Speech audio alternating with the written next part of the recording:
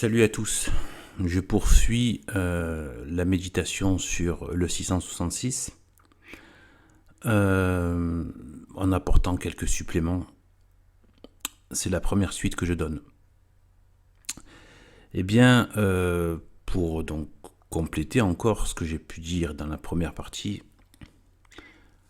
le fait que donc, le 666, c'est l'homme créé au sixième jour et la création matérielle au sixième jour, et ces deux puissances donc qui sont représentées donc par le 6 et qui veulent bien prendre la puissance de Dieu. La puissance de Dieu en Saint Jean la Trinité. 6, 6, 6, c'est l'homme qui se fait Dieu, c'est l'homme qui se fait trine. D'accord ? Alors, déjà, première logique, déjà par rapport au monde actuel et à ce qu'a toujours été quelque part le monde hors du Christ et hors de la révélation de Dieu.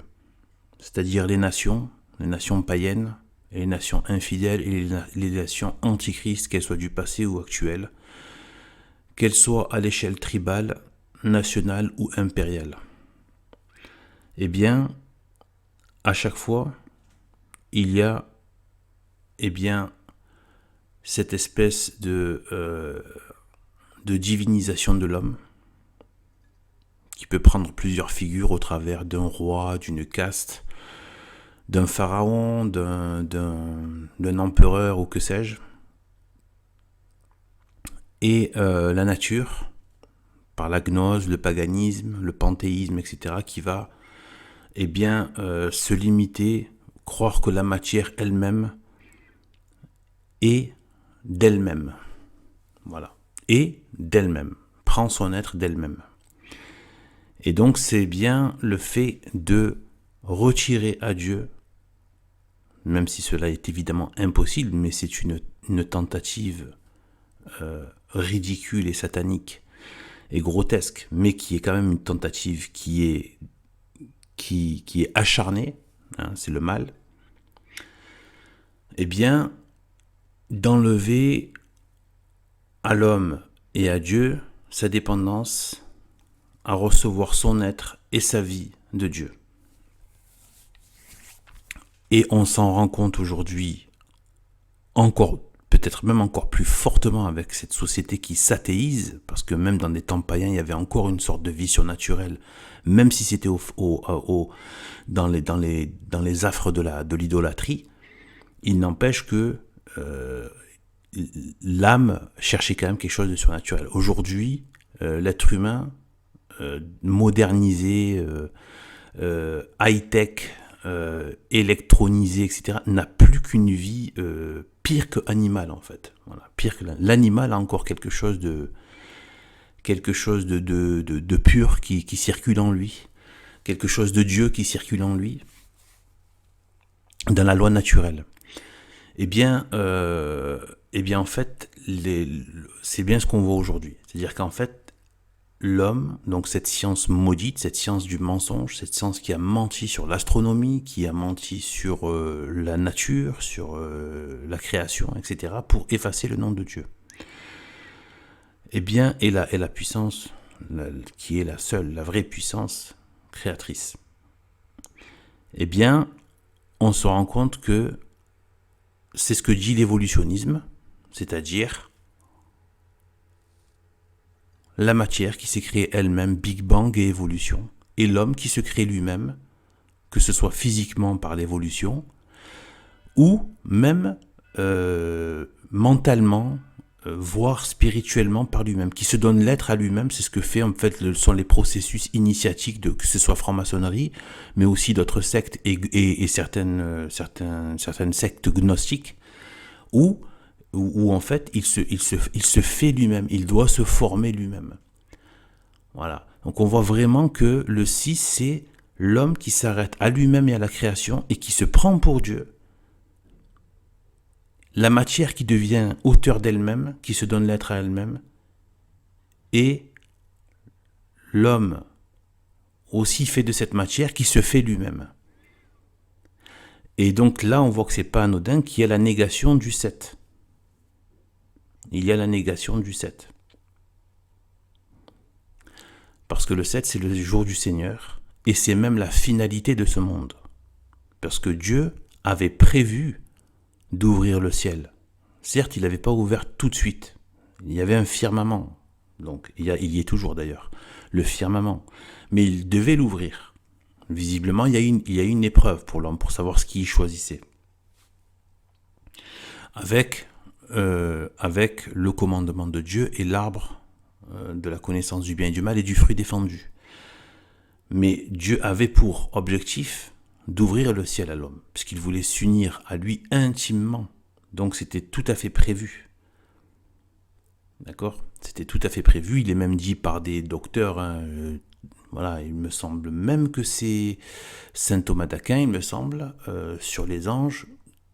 Je ne veux pas lui faire dire n'importe quoi, mais je vais dire que ce que j'ai lu de grands docteurs, mais c'est la réalité, c'est-à-dire que ce qui a provoqué l'opposition du diable contre Dieu, c'est quand Dieu a exposé aux anges dans le ciel son projet de s'incarner dans l'homme, dans l'humain. Et là, l'orgueil de Lucifer, qui ensuite est devenu Satan. Donc Lucifer, c'est son nom dans le ciel. Celui qui annonce la lumière, et non pas celui qui porte la lumière. Donc déjà, il faut faire attention à ces sales traductions. Hein. Ce sont de très mauvaises traductions qui sont très tendancieuses. D'ailleurs, moi je me suis toujours dit comment ça se fait qu'il porte la lumière, c'est pas négatif. En fait, il annonçait la lumière, et donc c'était très positif aussi, mais voilà, c'est pas non plus, voilà, ça l'associe trop à la lumière, qu'en fait il annonçait la lumière, c'est celui qui annonce la lumière. Bon, je vais pas rentrer dans tout ce détail, faudrait que j'en parle ailleurs. C'était quand Dieu venait se présenter à sa cour céleste, sous une forme qu'il choisissait lui-même, évidemment sublime, hors de tout, hors de portée de notre capacité de voir. Eh bien, qui se montrait à sa cour céleste, eh bien, il était annoncé. Voilà, il était annoncé, et Lucifer annonçait la manifestation que Dieu allait se présenter à sa cour céleste. Eh bien, bien Satan n'a pas voulu, il n'a pas supporté, et pour lui c'était l'être humain était trop vil, fait de terre, etc. et tout. Et il savait la grandeur et la beauté et la puissance et la magnificence du Verbe de Dieu. Et donc voilà. Donc Dieu, c'est d'ailleurs pour ça qu'on voit que dès le début, Dieu créa l'homme à son image et à sa ressemblance. Or, on voit bien que ce qui est la projection de Dieu, c'est le Verbe, de Dieu le Père. C'est le Verbe qui se projette lui-même. Je ne rentre pas dans tous ces détails, mais vous voyez un petit peu ce à quoi ça peut, la richesse de ce à quoi ça peut faire référence. Eh bien, voilà, de toute éternité, Dieu a voulu s'incarner donc dans l'homme, et voilà, et on peut même rajouter à ces grandeurs célestes, et bien que il savait aussi qu'il devait passer donc du coup par une vierge de la race humaine, une sainte vierge, pour s'incarner sans qu'il y ait eu l'opération d'un homme. Voilà, naître de l'homme, voilà, et mais sans la génération classique de l'homme, naturelle de l'homme, mais complètement surnaturelle. Et ça explique aussi beaucoup la haine aussi contre la Sainte Vierge. Et bien en fait,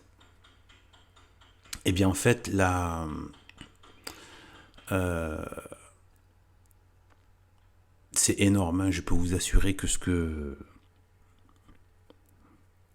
vraiment Dieu ne laisse pas approcher même ce type de connaissance comme ça, ce type de savoir. C'est trop sain, c'est trop pur. Bon, j'arrête là, parce que je vais continuer, mais je ne développe pas ce point-là précisément. Eh bien, en fait, voilà, donc Dieu avait prévu déjà. Donc, la haine, c'était aussi la haine du genre humain, quelque part. Aussi. Le fait que Dieu ait voulu s'incarner dans l'être humain. Donc Dieu s'est opposé. En fait, c'est parce qu'il a eu une, il s'est senti, voilà, il a senti que Dieu préférait l'homme. Et on voit encore aussi cette logique dans Abel et Caïn. Le sujet du contentieux, c'est ce qui plaît à Dieu. C'est qui Dieu a préféré. Ouais, dans Abel et Caïn, il y a toujours, et ensuite il y a l'homicide. Donc, de la même manière qu'il a conduit l'homme à la mort dans le jardin d'Éden, pareil, Caïn qui tue celui que Dieu a choisi. Là, c'était le sacrifice.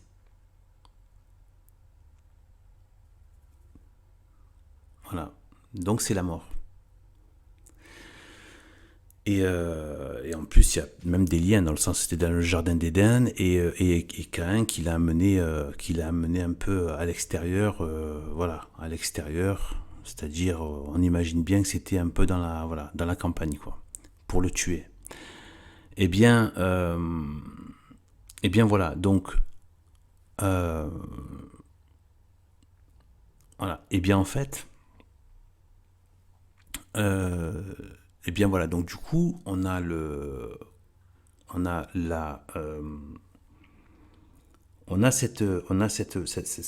dès le départ, donc il s'est opposé, il y a eu cette adversité, cette opposition, et donc il y a aussi la haine de l'homme derrière. C'est pour ça que le diable de toute façon ne peut pas donner de bien, mais en plus il est l'homme. Donc tous ceux qui travaillent pour lui travaillent contre eux-mêmes, travaillent pour leur meurtrier en fait. Ils attendent de la vie, de la part de la mort.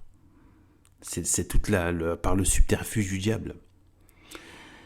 Et donc le but, en fait, le but de cette création a été l'union avec Dieu et donc l'éternité, la vie éternelle. Parce qu'il y avait le temps quand Dieu a créé ce monde, il a créé le temps puisqu'il a dit voilà les étoiles, les astres pour compter pour mesurer le temps, tout ça. Donc il y avait bien le temps, l'espace et le temps, la matière et le temps, donc forcément. Donc quand on est dans la matière, on est dans le temps. Quand on n'est plus lié et dépendant de la matière, eh bien on passe dans l'éternité. C'est ce qui se passe après la mort. Eh bien, on passe à l'éternité. L'éternel, c'est le but, c'était le but. Dieu voulait offrir la vie éternelle à l'être humain et qui allait en plus se lier à lui. Donc l'être humain ne pouvait être que immortel. Il ne pouvait pas mourir. D'accord?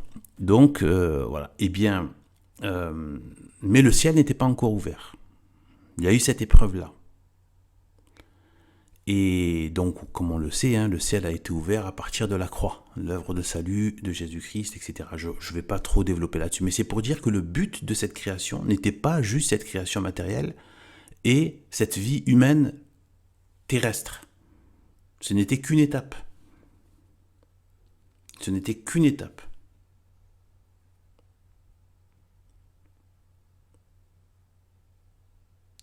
Voilà. Eh bien, avant voilà, les noces, l'union intime que Dieu voulait faire avec sa créature humaine et l'incorporer à son Fils, etc., etc., etc. Et donc Dieu le Père, et donc l'incorporer à la vie, au corps même spirituel de son Fils, et de lui communiquer ainsi sa vie directement. Voilà. Et donc le bonheur absolu de Dieu, etc., communiquer à ses créatures, à ses membres, etc. Et c'est ce que voulait Dieu depuis le départ. Et en fait, donc le 7, qui est donc le jour de l'éternité, le jour du Seigneur, eh bien en fait est zappé par, le 666. Il est zappé. On passe directement au 9 par le 3 x 6, 18, 1 plus 8, 9. Donc on évite les 7 vertus, donc la vie de la grâce, pour recevoir la vie de la grâce, et les 7 vertus, qui nous font aussi, qui nous amènent aussi à la ressemblance de Dieu, avec le couronnement donc, de la 7e vertu qui est la charité, et c'est la seule justement qui appartient, donc la 7e vertu qui est la charité, eh bien la charité, l'amour de Dieu pour lui-même, parce qu'il est Dieu, et qu'il est ce qu'il y a de meilleur, et pour son prochain, comme Dieu aime ses créatures. Eh bien, la charité est la seule vertu qu'on emporte au ciel. Les autres ne sont plus nécessaires. On n'a plus besoin de la foi et de l'espérance, parce que la foi, on n'aura pas besoin de croire, parce qu'on va voir Dieu, et on n'aura pas besoin d'espérer, parce qu'on va le posséder, Dieu. Et donc, par contre, on continuera de l'aimer, et d'aimer les membres du corps du Christ, c'est-à-dire notre prochain. Eh bien, la 7e vertu, c'est encore le 7 qui est l'amour et qui est absent.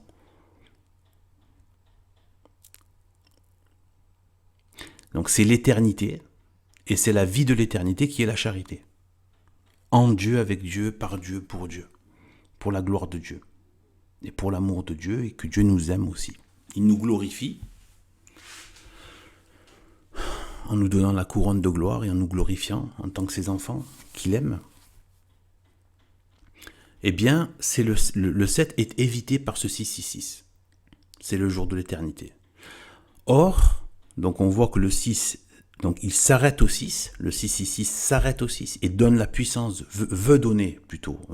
tente de manière grotesque et minable, donc de donner la puissance du 3, donc de la Sainte Trinité, à la matière et à l'homme, qui se divinisent du coup et qui se créent eux-mêmes, la matière, l'évolution, le Big Bang, etc. et l'être humain qui se crée lui-même, et qui s'en arrête là, qui ne veut pas de l'éternité, de la vie de l'éternité, de la vie, de la grâce, de la charité. Qui n'en veut pas. Il veut une sorte d'immortalité, mais terrestre, en restant homme et matière. Pas la vie de la grâce qui est spirituelle.